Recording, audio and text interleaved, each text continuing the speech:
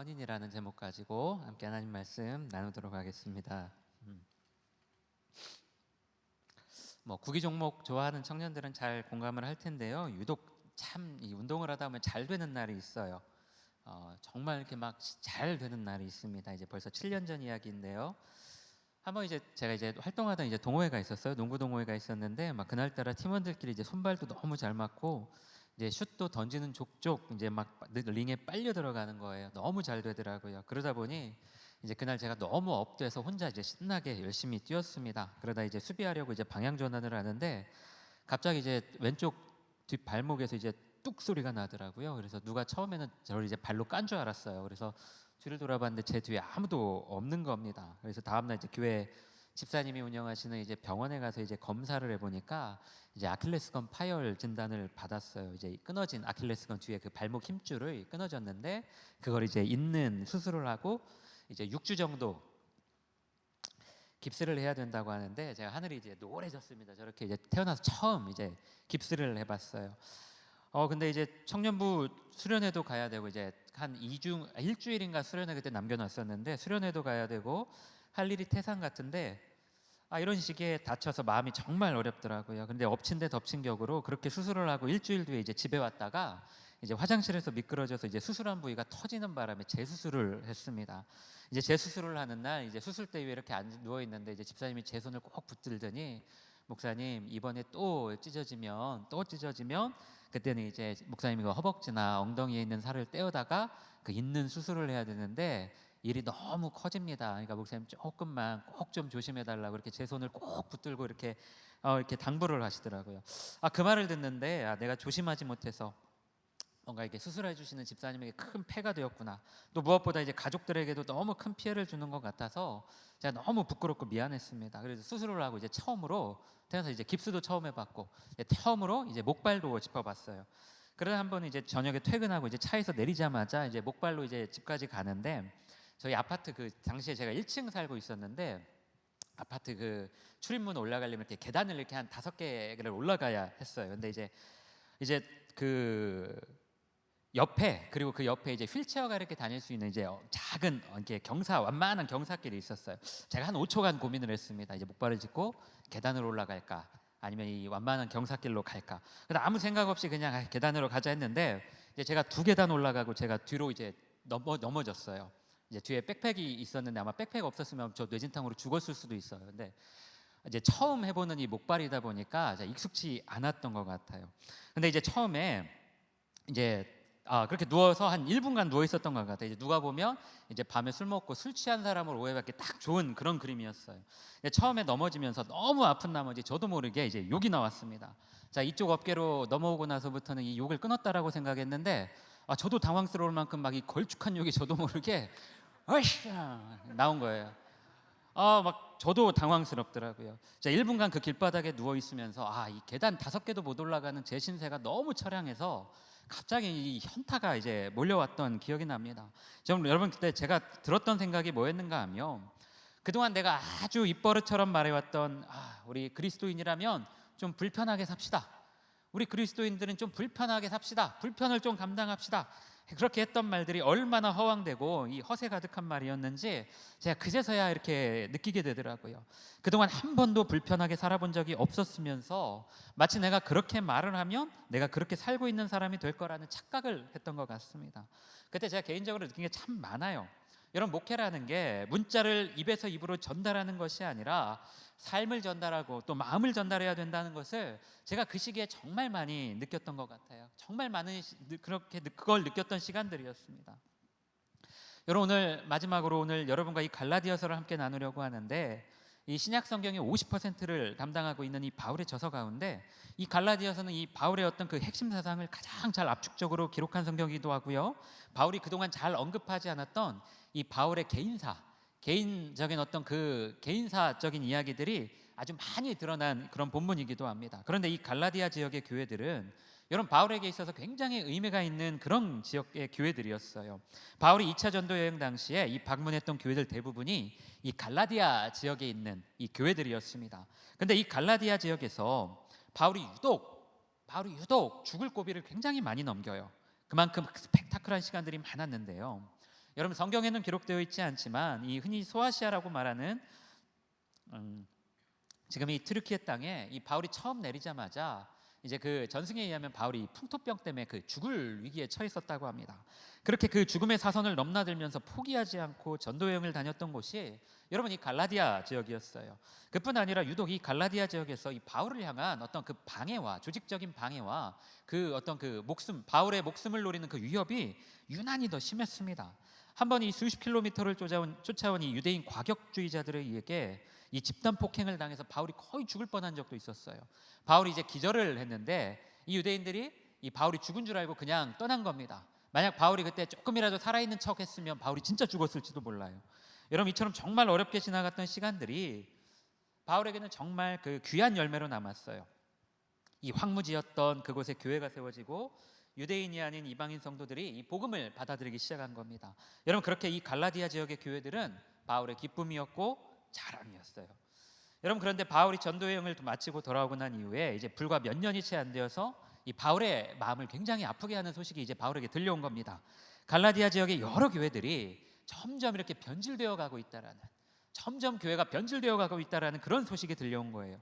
바울이 이야기한 복음 외에 다른 복음의 이야기들이 이 교회와 성도들을 자꾸 흔든다는 소식이 이 바울에게 들려온 겁니다. 알고 보니까 이 갈라디아 교회 안에 바울을 대적하는 그룹이 생겼고 그 그룹에 동조하는 이 바울의 어떤 그 바울의 목양을 받았던 성도들이 그 바울에게 대적하는 그룹이 생겨난 거예요.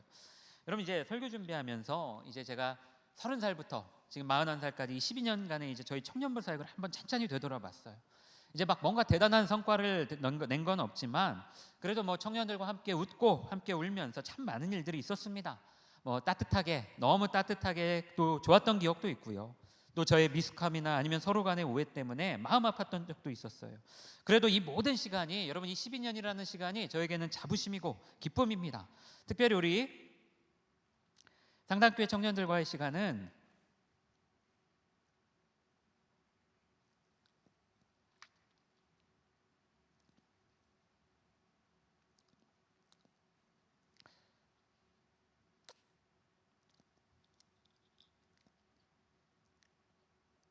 저에게 참 특별한 시간이었습니다.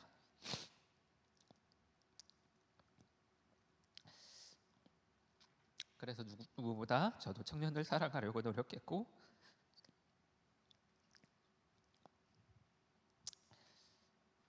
죄송합니다.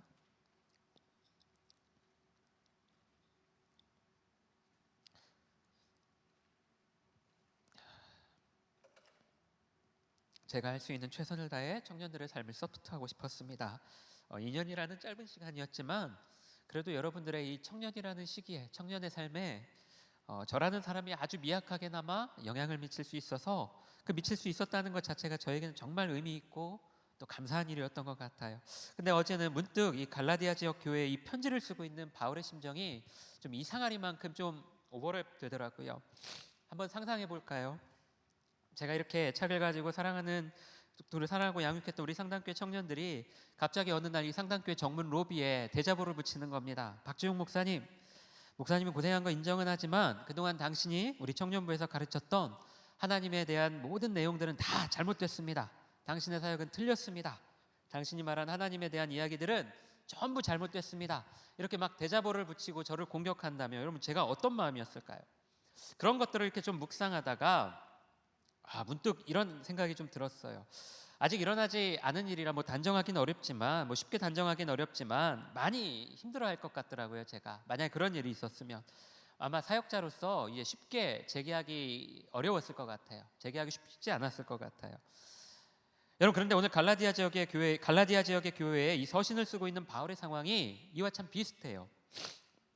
수차례 이 죽음의 사선을 넘나들면서 개척했던 교회들이 이제는 자기보다 다른 사람들에게 더 많은 영향을 받고 있는 겁니다.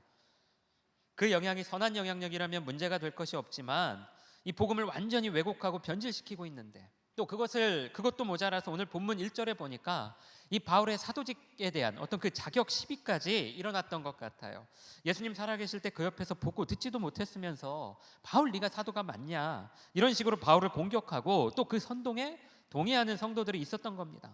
그래서 오늘 본문 1절에 보면 바울이 제일 먼저 자기 이 사도 직분이 다른 사람이나 어떤 단체에 의해서 부여된 것이 아니라 나는 하나님께 직접 이 사도 직분을 부여받았다라는 말로 편지를 시작해요. 여러분, 별거 아닌 것 같지만 이게 굉장히 중요합니다. 이제까지 바울이 보낸 서신에 보면 항상 그 지역의 어떤 성도들에게 안부를 묻고 하나님에 대한 감사와 어떤 그 영광으로 서신을 시작했어요. 근데 갈라디아서에서 보면 처음부터 바로 자기 이야기가 시작이 돼요. 나는 니들이 생각하는 것처럼 그렇게 쉽게 사도가 된 것이 아니다. 나를 사도로 부르신 분은 하나님이시다. 자신의 이 사도직에 대한 해명으로 시작을 합니다. 여러분, 그런데 이 바울을 진짜 아프게 했던 건 자신의 그 사도 자격에 대한 의심과 어떤 그런 공격이 아니었어요. 자기가 이 죽음을 불사하면서까지 전하고 가르쳤던 이 그리스도의 복음이 변질되고 왜곡되는 것이었습니다. 여러분, 그 비통한 심정이 본문에 고스란히 드러나 있어요. 제가 6절을 한번 세 번역으로 읽어보겠습니다. 여러분을 그리스도의 은혜 안으로 불러주신 그분에게서 여러분이 그렇게도 빨리 떠나 다른 복음으로 넘어가는데 나는 놀라지 않을 수 없습니다. 여러분, 바울이 지금 속상한 마음을 아주 완곡하게 이렇게 표현하고 있는 겁니다. 그리고 이어서 7절, 8절, 9절 이어서 계속 그 마음을 이어가고 있어요. 여러분, 바울이 주장하고 있는 건 아주 간단하고 명료합니다. 복음이 두 가지가 아니라는 거예요. 복음은 한 가지라는 거예요. 다른 복음은 없고 오직 하나다. 그런데 자꾸 그것을 왜곡시키고 변질시키는 그런 무리들이 있다는 거였어요. 여러분, 갈라디아서에서 말하는 그 다른 복음, 여러분, 이것이 바로 갈라디아서를 이끌어가는 가장 큰 토픽 중에 하나예요. 여러분 잘 알듯이 이 유대인들은 이 민족적 자부심이 굉장히 강한 민족입니다. 하나님께 선택받았다는 그 선민의식이 매우 강해요. 역사적으로 그렇게 많이 침략당하고 또 뿔뿔이 흩어지게 된 상황 속에서도 이 유대인들이 명맥을 유지할 수 있었던 이유가 바로 이런 것들 때문입니다. 여러분, 그런 사람들 중 일부가 예수를 믿었는데 하나님이 나를 사랑하셔서 독생자 예수를 보내주셨고 십자가에서 예수 그리스도께서 돌아가심으로 인해 우리와 하나님과의 관계가 회복되었다, 내가 그리스도 때문에 영생을 얻고 구원받았다라는 사실을 받아들이는 데에는 별 문제가 없었어요. 여러분, 그런데 제일 큰 문제가 뭐였냐면 바로 자기들이 그토록 저주하고 사람 취급 안 하던 이방인들과 동급이 되는 것, 내가 쟤네들하고 형제자매가 되어야 한다는 것, 여러분, 이것이 유대인 크리스천들에게는 죽기보다 더 큰 고통이었습니다. 내가 구원받고 주님의 백성이 된 건 알겠는데 어떻게 쟤네들하고 나하고 동급이 된다는 건지 그게 제일 받아들이기 어려웠어요. 마음이 그렇게 꼬여버린 유대인들이 잔머리를 굴립니다. 그래서 어떻게 하냐면 이방인 신자들을 전부 유대인화시키는 그 계략을 꾸며요. 야, 니들이 아무리 나랑 같이 예수를 믿었다고 하지만 여러분, 구원은 그렇게 쉽게 받는 게 아니야. 니들이 정말 예수를 제대로 믿고 싶다면, 구원받았다면 남자들은 전부 다 우리처럼 할례를 받아야 되고 또 우리가 지키는 이 율법을 다 지켜야 돼. 그래야 진짜 구원을 받는 거야. 여러분, 이 말이 갈라디아 전체 교회에 전염병처럼 퍼지게 되었고요. 그 파급력이 어마어마해졌습니다. 여러분, 이것이 갈라디아서가 말하는 다른 복음이에요. 믿음으로 구원을 받는 것이 아니라 율법을 지키는 그 행위가 반드시 따라와야 된다는 것인데, 여러분, 이것을 바울이 절대적으로 비판을 합니다. 여러분, 이것이 갈라디아서를 이끌어가는 가장 큰 주제예요. 여러분, 오늘 이 유대계 그리스도인들은 참 쉬운 선택을 했어요. 본인들에게만 절대적으로 익숙하고 유리한 조건들을 가지고 타인의 삶을 이 굴레 씌우면서 그것을 복음이라고 호도한 겁니다. 마치 이솝우화에 나오는 여우와 그 두루미 이야기처럼 본인만 편하고 본인만 익숙한 기준을 가지고 타인의 삶에 멋대로 이 가이드라인을 그었어요. 이렇게 살아야 된다고. 그런데 이게 생각보다 잘 먹혀 들어간 거죠.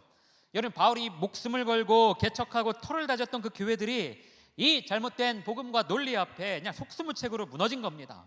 여러분, 무서운 자기 욕망의 이기심을 억제하고 컨트롤하는 데서 예수의 길을 찾는 것이 아니라 자기들에게 익숙한 그 무엇들, 남들보다 조금 더 우위에 설 수 있다고 여겨지는 그 무엇들을 가지고 이 예수 그리스도의 삶을 정의해 버렸어요. 그렇게 잘못된 기준을 삼는 사람들을 향해 바울은 이 갈라디아서에서 경고하고 있는 겁니다. 여러분, 그런데 생각해 보면 제가 늘 이야기했지만 이 율법 자체가 나쁜 게 아니에요. 여러분, 율법이라는 건 하나님이 주신 거예요. 선한 겁니다. 그러나 그 법은 하나님을 사랑하고 하나님 백성의 공동체를 지키기 위한 이 최소한의 가이드라인이었고요. 무엇보다 하나님을 향한 그 사랑이라는 강력한 이 동기부여가 율법을 끌고 가는 힘이었는데, 이 시간이 지날수록 하나님 사랑과 이웃을 향한 그 사랑은 사라지고 죄냐, 이게 죄가 아니냐, 이것만을 판단했어요. 교회 공동체 안에 성도들이 양성된 게 아니라, 하나님 말씀으로 양육되는 성도들이 양성된 게 아니라 죄 감별사들만 양성된 겁니다. 그 죄 감별사만 양성해내는 상황이 된 거예요. 여러분 한번 생각해 보세요. 율법이 분명 우리 그 신앙의 태도와 삶의 방향을 결정하는 중요한 가이드라인을 제시한 것은 맞아요. 여러분, 그러나 마치 그것이 교회의 유일무이한 가치인 것처럼 여겨지며, 앞서 말한 것처럼 이 죄 감별사만을 양성해내는 곳이 된다면, 여러분, 저는 그것이 교회의 본질과 한참 멀어지는 거라고 봐요. 제가 민감한 이야기 하나만 할게요. 민감한 질문 하나만 할게요. 우리 청년들에게 질문 한번 해볼게요. 우리 여러분 스스로에게 한번 대답해 보세요. 굳이 뭐 이렇게 말로 하지 말고, 여러분 자살하면 지옥 갑니까? 여러분 자살하면 지옥 가요? 뭐 지옥 간다고 생각하는 청년도 있을 거고 안 간다고 생각하는 청년도 있을 텐데, 여러분 그렇다면 그 생각에 여러분이 생각하는 그 근거가 뭡니까? 여러분, 제가 지난주에도 말했지만 우리나라 교인들의 이 천국과 지옥의 개념의 대부분은 뭔가 이 성경과 기독교 교리에 근거한다기보다 이 천국과 지옥을 경험했다라고 말하는 일부 사람들의 그 제한적 경험에 근거하고 있는 경우가 대부분이에요. 여러분, 그러나 성경 어디에도 이 부분에 대한 확실한 답을 주고 있는 데는 없어요. 여러분, 그럼에도 많은 기독교인들이 자살하면 지옥 간다라고 너무 자신 있게 말하고 있어요. 마치 그렇게 말하면 자기 신앙이 좋은 것처럼 너무 자신 있게 말해요. 여러분, 제가 개인적인 이야기 하나만 할게요. 벌써 10년도 훨씬 지난 이야기인데, 여러분 저한테는 나이 차이 많이 나는 이 큰집 사촌 형님들이 있어요. 제가 이제 뭐 사석에서 저랑 그 교제해 본 청년들은 알겠지만 제가 누나밖에 없거든요. 저희 위로 나이 차이 많이 나는 누나들만 저희 위로 3명입니다. 그래서 이제 사촌 형님들이 그 할아버지 제사 때문에, 제 어린 시절에 할아버지 제사 때문에 형님들이 집에 오면 그렇게 좋더라고요. 나한테도 이렇게 큰, 그러니까 저하고 거의 15살 이상 차이 나는 형님들이니까 거의 그냥 부모님 같죠. 이런 형들이 있다라는 게 전 너무 좋더라고요. 누나들만 있는 저한테, 나한테도 형이 있다는 사실이 너무 좋았고요. 또 형님들이 오면 선물도 사주고 운동도 같이 하고 또 놀러도 가고 놀이공원도 데리고 가고 여러 추억이 많았어요. 그 중에서 제 기억 속에 이 작은 형님이 제일 자주 오셨고, 또 저와도 여러 추억이 많은데, 형님이 이렇게 결혼하실 때도 형수님 모시고 저희 아버지랑 어머니한테 인사하러 오실 때도 제가 그게 다 기억이 나요. 같이 여행도 가고, 저와도 여러 그렇게 많은 추억이 있는데, 이제 공부도 형이 되게 잘해서 좋은 직장에 취업해서 이제 금융 관련업에 이제 종사를 했었어요. 아직도 기억이 나는 게, 아버지가 저희 형님 그 취업했을 때 그렇게 좋아하시던 게 아직도 기억에 많이 남아요. 아버지가 정말 좋아하셨어요. 근데 이제 제가 이제 결혼하고 얼마 안 있어서 벌써 이제 10년도 넘은 일인데, 한번 이제 교회, 그때 제 전도사 시절인데 이제 그 어머니한테 전화가 왔어요. 왜요? 그랬더니 그 형이 하늘로 갔다고. 제가 너무 깜짝 놀라서 이제 장례식장으로 갔는데, 이게 현실인지 이게 아닌지 이게 분간이 안 되더라고요. 이제 사촌 형님 누나들하고 한참을 부둥켜 안고 있다가 이제 자초지정을 들었어요. 이제 저희 작은 형이, 그 형님이 이 투자 회사를 다녔는데 이제 고위직으로 근무를 했죠. 실제로 제가 아는 것보다 훨씬 더 잘 나갔다고 그래요. 승승장구했다고 그래요. 부모님 말씀 들어보니까. 저도 여기까지는 알고 있었어요. 그런데 그 과정에서, 여러분 그렇잖아요. 남의 돈 만지는 일이 얼마나 어렵습니까? 그 과정에서 좀 어려운 일이 많아서 그 마음의 병이 좀 있었나 봐요. 그래서 치료를 굉장히 오래 받았다고 하는데, 여러분 저는 그 사실을 꿈에도 몰랐습니다. 형수님이 말씀하시기 전까지는 저는 꿈에도 몰랐어요. 그렇게 이제 일상생활이 안 될 정도로 그렇게 어렵고 또 그렇게 치료를 받는 과정에서 이제 하루는 이제 형수가 잠깐 이제 다른 일 하고 있는 사이에 이제 그 일이 벌어진 거예요. 마음 아픈 일이 벌어졌어요. 여러분, 그 일이 있고 나서 제가 참 오랜 시간 마음이 힘들었어요. 한 2년 넘게 제가 이게 마음이 정리가 잘 안 되더라고요. 이제 시시때때로 막 이 일이 생각나고, 또 이제 시시때때로 막 그게 이제 감정이 막 올라오고 힘들더라고요. 여러분, 그동안에는 자살하면 지옥 간다는 말이 그냥 그런가 보다 했는데, 내가 막상 이 상황의 당사자가 되니까 마음이 너무 혼란스러웠습니다. 그래서 정말 많은 공부와 책 그리고 자문을 통해 제가 제 스스로 내린 결론은, 이건 쉽게 말할 수 있는 부분이 아니라는 거였어요. 함부로 이 지옥이라는 결론을 내면 안 된다라는 거였어요. 제가 시간 관계상 이걸 다 여기서 설명하기는 어렵겠지만, 여러분 한 사람이 그 자기의 존엄을 스스로 포기하기까지 정말 많은 고민과 갈등 그리고 고통이 뒤따랐을 터인데, 여러분 그것을 우리가 지옥이라는 너무 간편한 결과로 마무리 짓는 건, 여러분 아무리 생각해도 예수께서 말씀하신 그 바른 그리스도인의 자세는 아닌 것 같아요. 이게 제가 내린 결론이었습니다. 여러분, 이건 정말 많은 토론과 연구 그리고 합의가 필요한 문제예요. 여러분, 저는 앞으로 더 다양한 사회적 현상과 문제가 발생할 터인데 교회가 이런 치열한 토론과 대화의 노력 없이 불편한 문제에 대해서 너무 쉽게 결론 내리는 것 자체가 여러분, 저는 죄라고 생각해요. 여러분, 오늘 유대계 그리스도인들은 너무 쉬운 길을 선택했어요. 너무 쉽게 스스로 괜찮은 그리스도인이 되려고 했어요.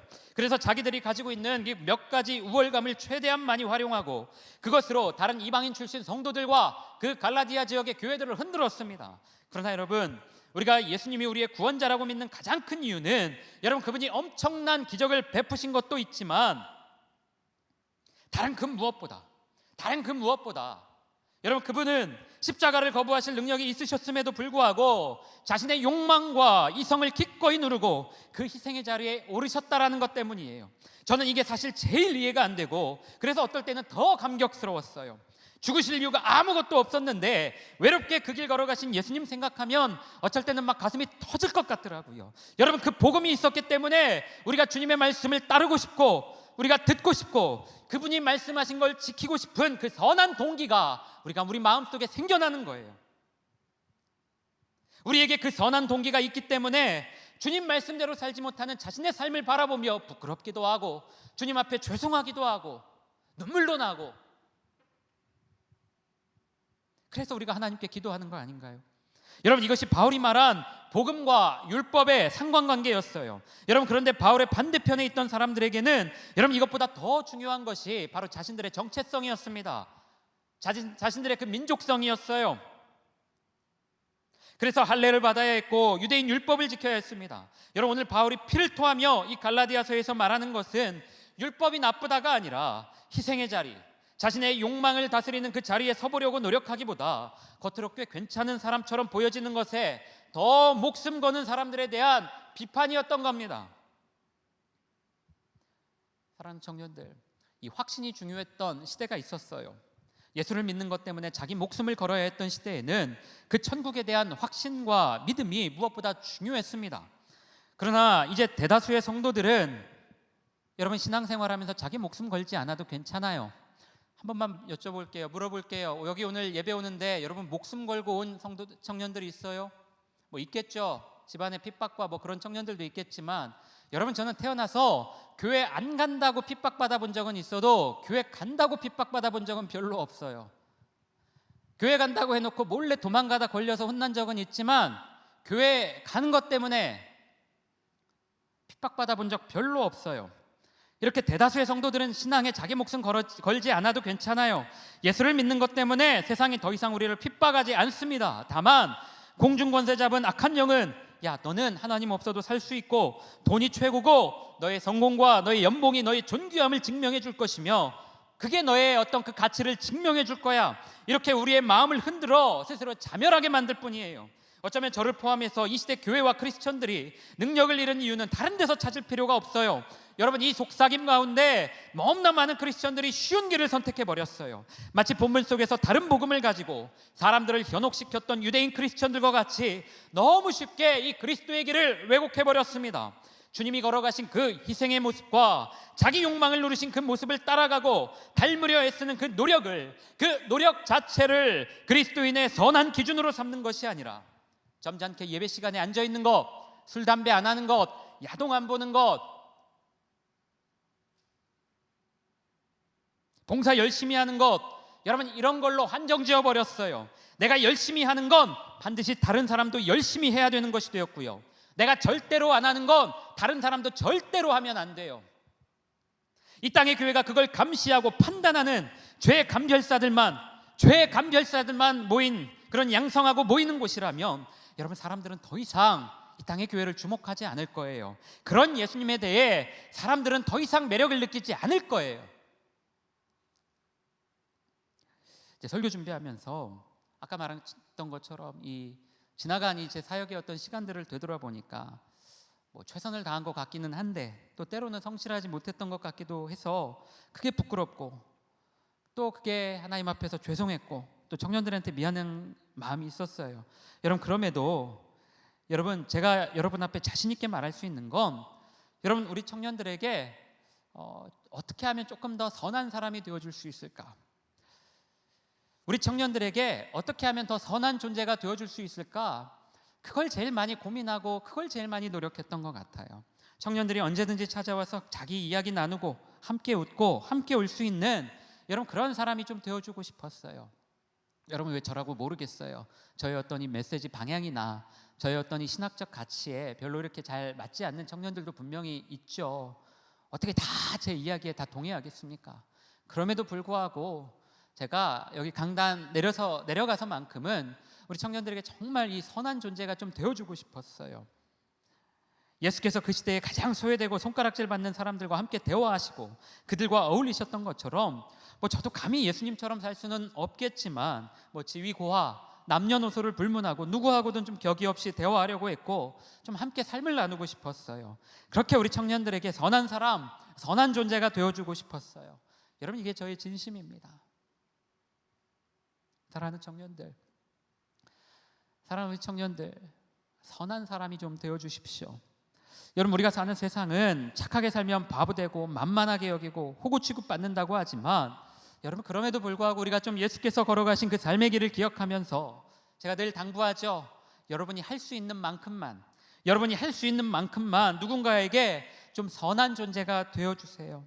남의 인생에 대해 함부로 말하지 말고 또 신앙이란 이름으로 함부로 정죄하지도 말고 다른 사람의 삶의 가이드라인을 긋지도 말고 조금만 더 넉넉하고 여유롭게 받아주고 좀 품어주었으면 좋겠어요.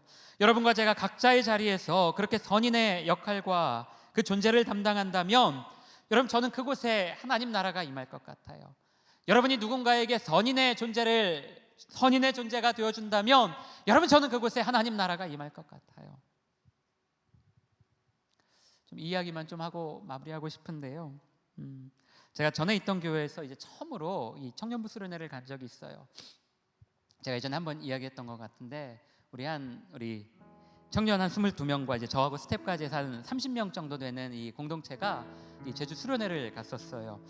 너무 즐겁고 큰 은혜가 있었습니다. 아마 저때 기억이 저에게 너무 좋아서 이번에 그 제주도 수련회도 이렇게 자신 있게 좀 추진을 할 수 있었던 것 같아요. 그때도 3박 4일 갔는데 이제 3일차 이제 조별 미션을 했어요. 이제 그때 제가 한참 이 주말 예능 막 1박 2일이나 막 런닝맨에 꽂혀 있을 때라 막 그 우리 전도사님 한 명하고 우리 친한 여전도사님 한 분하고 같이 막 이렇게 준비하면서 이제 조별 미션을 이제 했습니다. 이제 명찰에 미리 이제 암호를 하나 이렇게 아주 작게 표시해 놨는데 이제 조별 미션 시작과 동시에 이제 각자 자기 조를 찾아야 했어요. 이제 2개 조인데 서로 이제 얼핏 봐서 몰라요. 머리를 굴려야 내가 얘랑 같은 조구나. 이게 한 조구나 우리 그걸 알 수가 있었어요. 그렇게 10명이 모이면 저에게 인증샷을 보내고 이제 출발을 합니다. 그러면 이제 스태프들이 카톡으로 퀴즈를 내요. 청년들이 그걸 풀어서 이제 미션 장소를 찾아가야 되는 거였어요.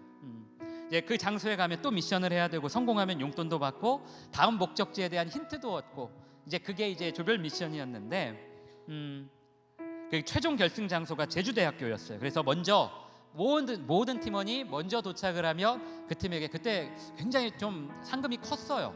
상금이 굉장히 커가지고 애들이 막 눈이 돌아가더라고요. 눈이 돌아갈 정도로 커서 아주 막 청년들이 굉장히 열심히 했습니다. 근데 이제 그냥 편의상 A팀, B팀 할게요.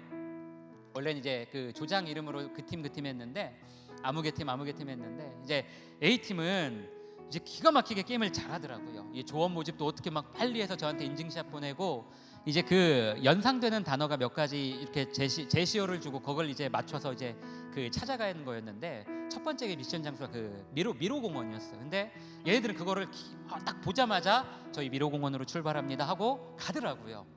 되게 깜짝 놀랐어요. 근데 이제 B팀은 처음 시작 때부터 헤매는 겁니다. 이제 저희 그때 베이스 캠프가 이제 함덕 쪽이어서 저희가 그 미션 장소를 이제 제주도 이렇게 중앙에 놓고 동쪽으로 이렇게 코스를 잡았는데 이제 A팀은 그쪽으로 잘 가고 있었어요. 막 계속 막 거침없이 가더라고요. 근데 이 B팀 애들은 반대쪽으로 계속 아이고 얘네들 어떡하냐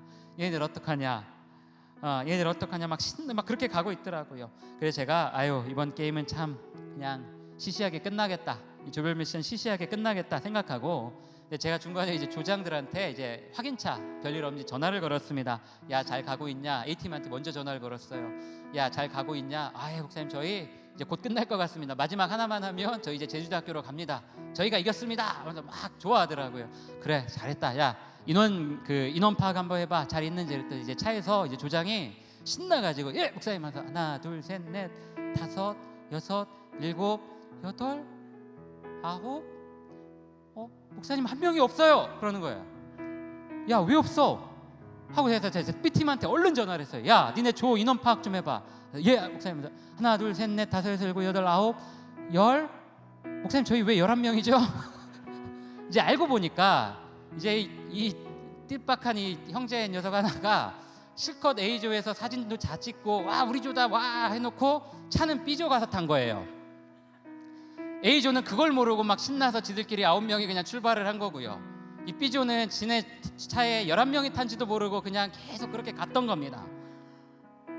제가 분명히 이제 결승 지점에 모든 인원이 함께 들어와야 이기는 거라고 했는데 이대로 가면 A조가 결승점에 먼저 도착해도 이게 이길 수가 없는 거예요. 이게 나중에 들은 건데 이제 한참 뒤처지고 있던 B조 애들이 이 A조하고 영상통화로 딜을 친 거예요.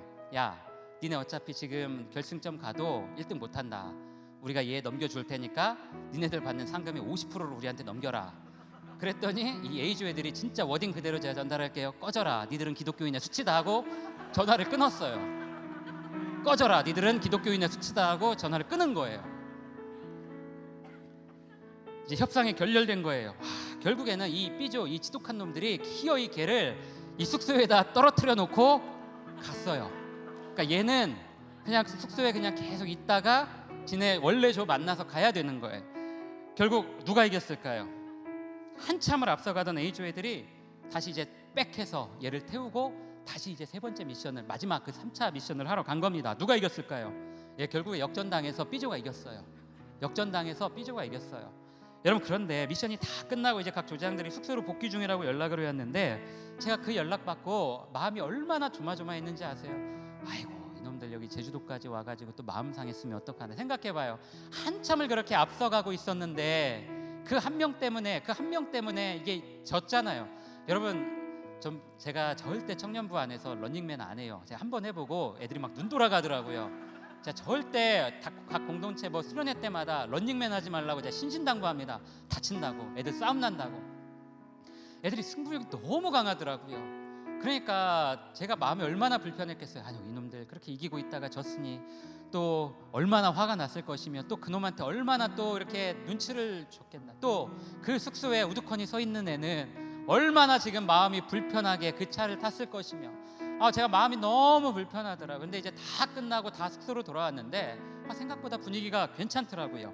생각보다 분위기가 너무 화기애애해서 제가 이제 거기 이제 우리 20살 막내 청년한테 이제 불러서 야, 어땠냐?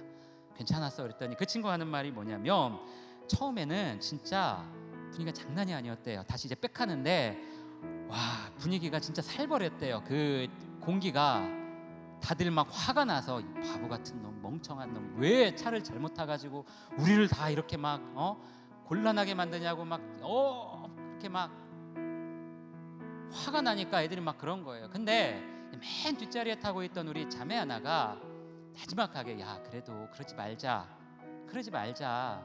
야, 지금 걔도 얼마나 지금 마음 불편하겠냐. 걔도 지금 마음 얼마나 불편하겠냐. 그냥 우리가 내색하지 말고 그냥 잘 왔다고 반겨주자. 그 말 한마디에 그냥 차갑게 얼어붙었던 분위기가 그냥 눈 녹듯 녹았다고 하는데 그 말에 막 제 마음도 녹더라고요. 나는 막 조마조마 얘네들 또 막 또 싸울까봐 또 제주도까지 와서 마음 상해서 서로 막 그럴까봐 저는 마음 졸이고 있었는데 그 말 한마디에 제 마음도 녹더라고요. 그날 마지막 날이었는데 저녁 집회 안 해도 괜찮겠더라고요. 그래서 나중에 제가 그 자매 따로 불러서 얘기했어요. 야, 고맙다. 야, 네가 나보다 낫다. 야, 네가 나보다 낫다. 잘했다. 우리 살아가는 상당히 청년들, 여러분, 우리가 신앙생활하면서 뭔가 대단한 일을 해야 될 것 같지만 여러분, 저는 이 정도만 해도 충분하다고 봐요.